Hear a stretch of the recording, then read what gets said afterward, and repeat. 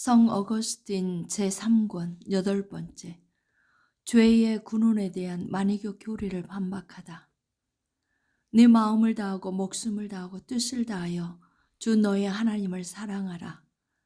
너의 이웃을 네 몸과 같이 사랑하라는 정의로운 말씀이 어느 시대나 어느 장소에서 잘못 적용된 적이 있습니까? 그러므로 소돔 사람들과 같이 자연에 역행하는 추행과 범죄는 어느 시대든지 어디서든지 가증스러운 것이므로 벌을 받아야 마땅합니다. 비록 모든 나라들이 그런 짓을 했어도 그들이 모두 하나님의 법을 범한 이상 그들은 똑같이 죄 아래에 있는 자들입니다. 하나님은 인간에게 죄를 짓도록 창조하신 분이 아닙니다. 인간이 스스로 하나님과의 관계를 깨트리며 육신의 정욕을 도모하기 위하여 죄를 범하는 것입니다. 하나님은 불의를 심판하실 주제이시며 인간은 정욕에 도착된 죄인입니다. 따라서 인간은 세상적 정욕을 절제하기 위하여 문화의 습관을 만들었으므로 이를 충실히 지켜야 합니다. 일반적으로 한 나라가 가지고 있는 국내법과 전통을 그 나라의 국민이든 혹은 외국인이든 간에 단순히 자기 자신과 육체 쾌락을 위하여 거슬러서는 안 됩니다. 물론 부분적으로는 고쳐야 할 많은 모순들이 있지만 전체적으로는 그 나라를 지켜온 규범이기 때문입니다. 그러나 하나님이 우리에게 무엇을 하라고 명령하실 때 우리는 그것이 사회의 전통과 규례에 부합한다든가 부합하지 않는다든가 하는 표준에 따라 행동해서는 안 됩니다. 다만 그것이 하나님의 명령일진데 우리는 행해야만 하는 것입니다. 그것이 중단될 때는 기어이 다시 회복해야 하며 아직도 여전히 회복하지 못했다면 지금이라도 당장 회복해야 합니다. 어떤 임금이 그 나라를 다스리기 위하여 어떤 명령을 하달했다고 한다면 백성은 누구나 그 명령을 지킬 의무가 있는 것입니다. 그 명령에 불복종한다면 그것은 바로 죄입니다.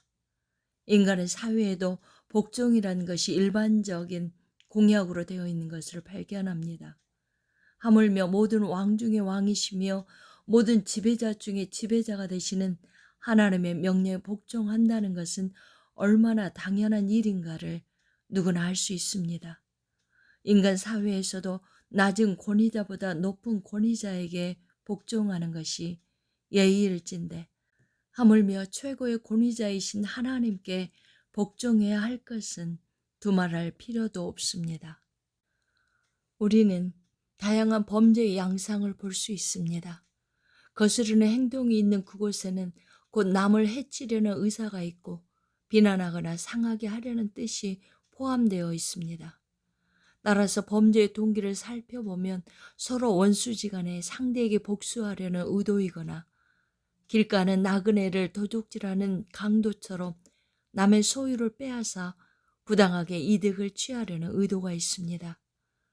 또한 피해를 예방하기 위하여 미리 부당한 조치를 취하는 행운으로 부자가 된 사람을 시기함으로써 도전하는 가난한 자들의 반항, 악조건을 가진 사람이 좋은 형편에 있는 사람에게 갖는 악이나 적개심, 어떤 물질의 이익을 획득한 사람이 남에게 뒤질까 봐 또는 이미 뒤떨어진 것을 괴로워한 나머지 질투를 일으키는 경우, 혹은 남의 고통을 좋아하는 순전한 악취미에서 범행하는 사람들도 있습니다.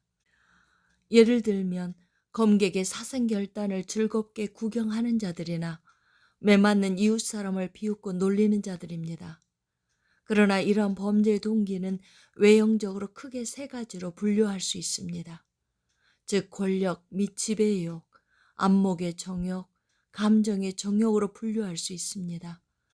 어떤 죄는 한 가지 동기에서 발생하며 어떤 죄는 두 가지 혹은 세 가지 동기가 복합적으로 작용하여 발생하기도 합니다. 결국 인간은 아름다운 시편금 10계명 중에서 세 번째와 일곱 번째 줄을 끊으며 살아가고 있습니다. 즉 당신의 10계명을 어기고 살아가고 있습니다.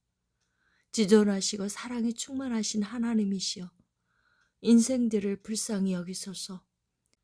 하나님은 만홀히 여김을 당하시지 않는 분이신데 인간이 어떻게 하나님을 모독할 수 있단 말입니까? 인간이 하나님께 대항하면 하나님은 인간을 통하여 대적자를 벌하십니다. 하나님께 대항하는 자는 곧 인간에게도 악을 행하는 자이기 때문입니다. 내 생명을 내 대적의 손에 맡기지 마소서. 위증자와 악을 토하는 자가 일어나 나를 치려 함이니이다. 인간의 마음이 정욕대로 행하기를 원할 때 하나님은 인간을 정욕대로 더러움에 내어 버려두사 저희의 몸을 서로 욕되게 하십니다. 주님, 인간의 죄를 용서하여 주소서. 저희는 하나님의 진리를 거짓된 것으로 바꾸어 피조물을 조물주보다 더 경배하고 섬겼습니다. 그러나 주님께 대항하는 자는 죄인으로 낙인 찍힐 것이며 가시채를 뒷발질하는 것과 같은 고통이 그들에게 뒤따를 것입니다. 인간이 스스로 쾌락을 따라 행동하는 곳에서 인간 사회의 질서가 파괴되고 그들의 기호에 따라 분파와 파당이 조성되고 있습니다. 생명의 근원 되시고 유일하시고 참되신 창조주이시며 만물의 통치자 되시는 하나님, 우리가 당신을 떠나서 배반하는 마음으로 교만한 생각을 품고 자기를 편애하는 그것 한 가지를 전체인 듯이 스스로 속일 때 이러한 일들이 일어나는 것입니다. 그러나 한편 생각해 볼 때 온유한 마음으로 주님께 순종하는 것은 주님께로 되돌아가는 길입니다.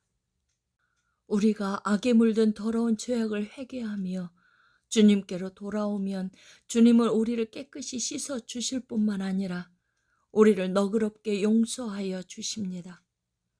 이렇게 하실 때 당신은 모든 불의로부터 우리를 깨끗하게 하시고 자복하는 자에게 자비를 베푸시고 안타깝게 부르짖는 죄인의 기도를 들으시고 우리 자신을 묶고 있는 모든 죄의 사슬을 끊어주시며 우리의 교만한 자유의 뿔을 꺾어주시어 전체로 선이신 당신께 돌아가게 하여 주십니다.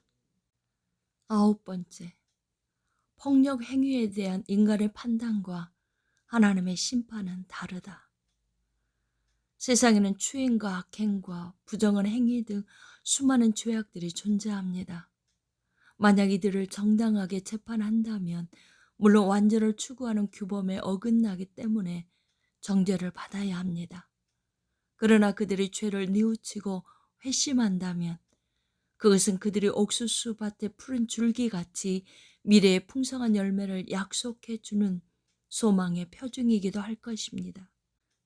또한 얼핏 죄악이나 범행처럼 느껴지는 행동들도 우리 주 하나님을 거스르지 않고 인간 사회에 해가 됨이 없기 때문에 결국 죄가 될 수 없는 일들도 많이 있습니다.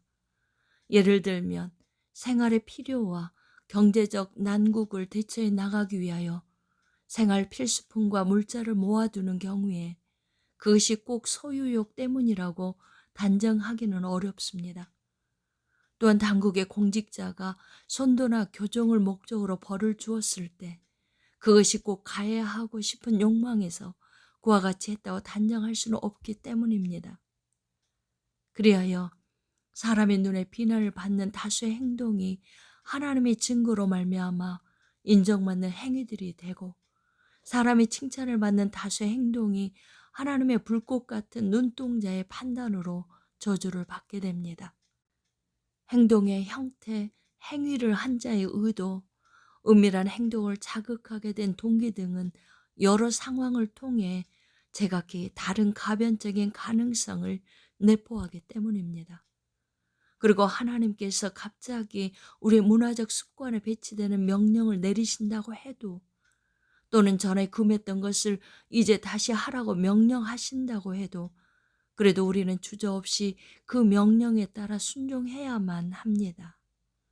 비록 하나님이 그 명령의 근거와 의미를 우리에게 알려주지 않고 그 명령의 실행이 인간 사회 질서에 어긋나는 일이 있다 하더라도 우리가 그 명령에 복종해야 할 것은 당신께 복종할 때 비로소 인간 사회 질서가 바로 잡히기 때문입니다. 따라서 당신의 명령을 깨닫는 자는 복 있는 사람입니다. 당신에게 순종하며 그 뜻대로 행하는 종들은 그 시대를 통해 주님의 뜻을 이루었을 뿐만 아니라 미래의 예표로서 당신의 뜻을 이루고 있기 때문입니다. 10번째, 땅의 열매에 관한 마니교의 주장을 논박하다. 나는 이러한 사실을 깨닫지 못하였기에 거룩한 당신의 종들과 애언자들을 비웃었습니다. 그러나 실상은 내가 그들을 조롱한 것이 아니라 오히려 내가 당신에게 조롱받았다는 사실을 이제야 깨닫게 됩니다.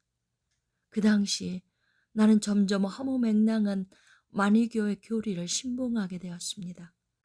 예를 들면 무화과 나무에서 무화과 열매를 따면 열매는 슬픔의 눈물을 흘리고 열매를 잃은 무화과 나무는 마치 자식 잃은 어미같이 저처럼 하얀 눈물을 흘린다고 믿었습니다. 만일 어느 악한의 손이 따놓은 이 무화과 열매를 마니교의 거룩한 신도들이 먹는다고 할 것 같으면 이 무화과 열매는 마니교 신자 뱃속에서 소화된 후 그들이 한숨 지을 때나 기도할 때 또는 트름을 할 때 천사로 변신하여 몸 밖으로 나온다고 믿었습니다. 따라서 이러한 무화과나무 열매들이 선택받은 성도 마니교도들에게 구원받지 않는 이상 그들은 그저 평범한 열매로만 존재할 것으로 생각했습니다. 그리하여 이 불쌍한 나는 지상의 열매를 사람보다도 더욱 불쌍히 여겨야 한다는 말을 진실로 믿었습니다. 마니교도가 아닌 사람이 배가 고파서 그것을 먹으려고 한 입 물은 것이 우리에게 보이기만 하면 마치 사형에 처할 중죄를 범한 것처럼 생각하게 되었습니다.